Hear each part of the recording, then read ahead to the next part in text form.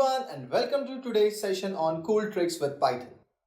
Do you know friends that Python's easiness can make a developer's life much more easier when creating lines and lines of code? In today's session, I will go through Python's tips and practices that will help novices write more succinct code. Knowing these tips and tactics will undoubtedly save your time. But before we begin to the session, do not forget to hit the subscribe button and click the bell icon. So friends, I hope so you all will be familiar with Python as a programming language, which is a high-level general-purpose programming language designed to fulfill the needs of programmers. So let's understand few of the features of Python. Python is easy to code. It is a simple language and simple to read, write, learn and comprehend. It has relatively a flat learning curve, which is kind of simple to learn. If we talk about Python syntax, which is kind of straightforward and it is simple to grasp. It is used in schools and universities to introduce students to programming because it is very simple in nature. Python is appropriate for both startup and large corporations. Next feature if we talk about, it is easily readable. The Python programming language is intended to make the lives of developers easier. Python code is similar to reading an English sentence. This is one of the primary reasons why Python is ideal for beginners. Unlike other programming languages, Python employs indentation rather than curly brackets. This helps the code to look cleaner and more understandable. Next, Python is open source and the community is constantly working to enhance it. It is free and the source code is open to the public. Python can be downloaded from the Python website. It has a standard library, which is extensive, numerous packages and modules that provide common and vital functionality. You don't have to write something from scratch if it's present in the standard library. As a result, you will be able to concentrate on more vital matters. If you want even more capability, you can install packages from PyPy, which is Python Package Index. Next, Python is an interpreted programming language. It includes the ideal interactive development environment, which the interpreter that adheres to the read evaluate print loop. It runs and presents the result of one line at a time. As a result, the errors are displayed when you are running a line, along with the whole stack for trace for the error. Now, let's look at some of the cool tricks we can use in Python. For the same purpose, I will use Google Colab for further demonstration. So, as you can see, I have opened the Google Colab. So for the connection to the server, I'm going to click connect and it's going to allocate the server for our notebook. The first cool trick which we are going to discuss is kind of string operation. So let me write here string operation so that you can easily understand what we have done. Okay, now I'm just going to click on the code cell. Suppose I declare a string. So say string equals to new world. Okay, now what I can do, I can use a split function all over here, and with the help of split function this word will have a different output. Let's see and apply the split function. So I'm going to write string dot split.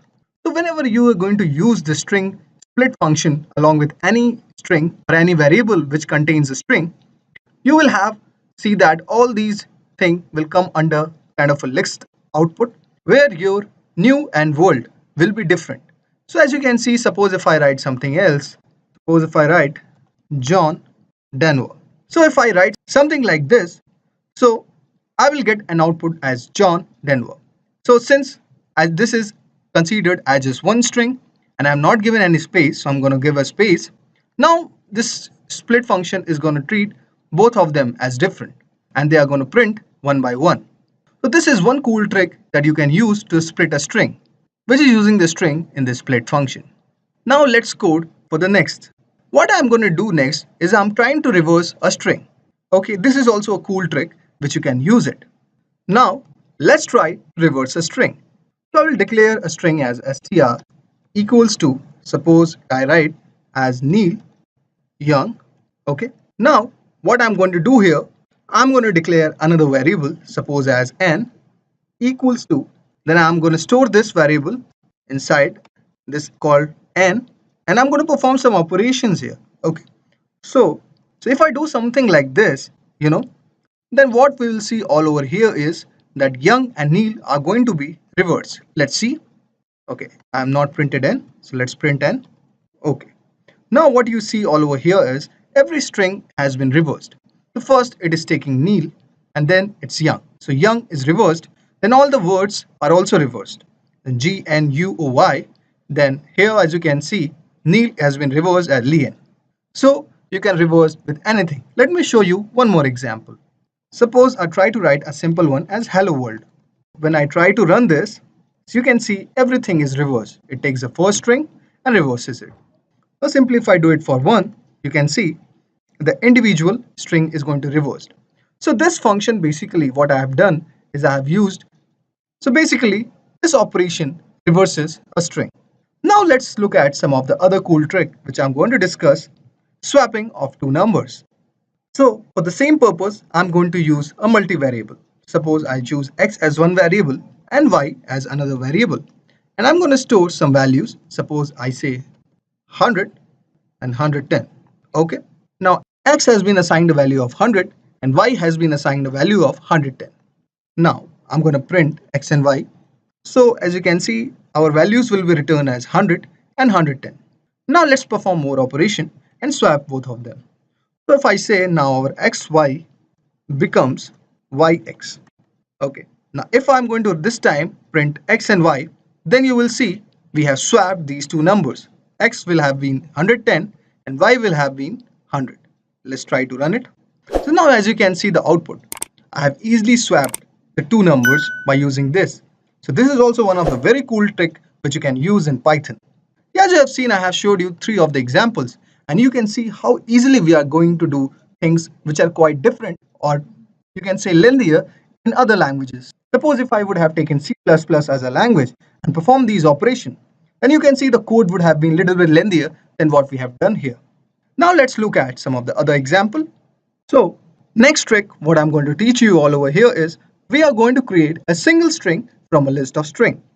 Suppose I declare a list as A, okay, and I store two words as Neil and then next one is Young. Now what I'm going to do all over here is I'm going to join both of them. So that will be considered as a single string. So for the same purpose, I can use easily join function, which is kind of an inbuilt, okay, and just I'm going to use A all over here. Now if I try to print, let's see what happens. You can see using this join function, Neil and Young have been combined. So this is a very kind of an interesting thing which you can do with a string using join function. Now let's see some other trick. The next cool trick is you can use a chain of comparison operator in Python. Let's see how you can do it. Suppose I choose a value as m and something as you can say 11, and next I'm going to store this in this value called result.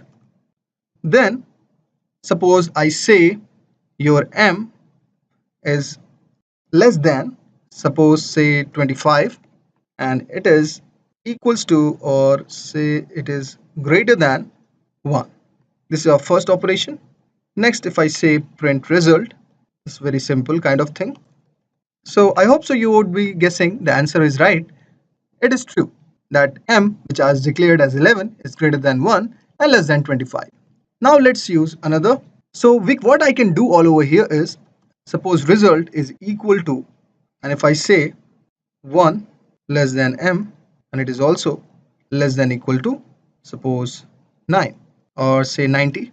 Now this time if I say print result, then our answer would be false. So you can see I can easily use chain of comparison operator in Python, which is kind of a cool trick if you want to compare two quantities.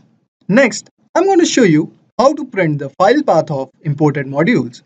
But before that, I'm going to use two modules, say OS and socket. So I'm going to import both of them, import OS and import socket. So let me tell you about these modules. In the Python, OS module contains function for interfacing with the operating system. Python's standard utility modules include operating system. This module allows you to use operating system specific functions on the go. Many functions for the interacting with the file system are included in the OS and os.path modules. Next, if we talk about socket, Python has a standard library which includes a number of inbuilt models. that facilitates the inter-process communication and networking. There are two tiers of network access. The socket module specifies how server and client machines can communicate at a hardware level by utilizing socket endpoints on the top of operating system. Both are connection oriented and connectionless network protocols that are supported by Socket API. Python libraries such as ftplib and sttplib, okay, which uses and implement application level network protocols FTP and HTTP protocol respectively, which provides high level of support. Now let's try to print their path. So as you can see, the path has been printed, which shows user library Python 3.7 os.py for OS module, and for socket, the same socket.py. Okay, so this is how you can print the path of imported module, which is kind of a cool trick to show in Python. Now let me show you how you can return multiple values from function. Suppose I define a function as def and which says suppose value as w, okay, and next I will try to return two numbers, suppose as 2, 3 and 7, and let me use another number, suppose as 10. Now I will use certain variable, suppose as p, q, r, s, okay, and I will say this equals to w. Now if I try to print p, q, r and s, let's see what our output is. So you can see that we have an output of 2, 3, 7 and 10, which is returning multiple values. So in this way you can return multiple values from a function.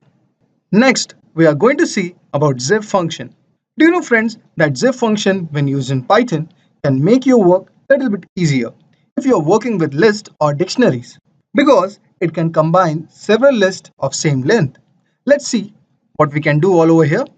Suppose I store this value into color, okay, and I say we have magenta, we have yellow, we have snowy blue. As a color, I've stored all these three values. Next, what we are going to do, I'm going to create another list. Suppose I say fruits and I store the values as berry, as banana. And next is, let's say we have a snowy blue kind of a fruit. Oh, we can use damson plums. Okay, it's kind of a purple or a blue color fruit. Now, next, what I'm going to do all over here is I'm going to iterate.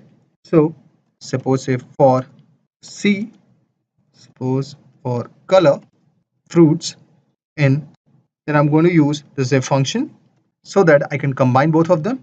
And I will say color fruits. Next, I'm going to print color fruits. Okay. Now, let's see what our output is. So we can see magenta and berry have been combined, yellow and banana have been combined, and snowy blue and damson plums have been combined. So using the zip function, you can combine the list, or if you see, if I store the value into dictionary, you can also combine dictionaries. But one thing to be considered is they should be all of the same length. That was all for today's session. Hope you would have enjoyed today's session on cool tricks on Python. If you want to make a career in data science, then Intellipaat has IIT Madras Advanced Data Science and AI Certification Program. This course is of very high quality and cost effective, as it is taught by IIT professors and industry experts.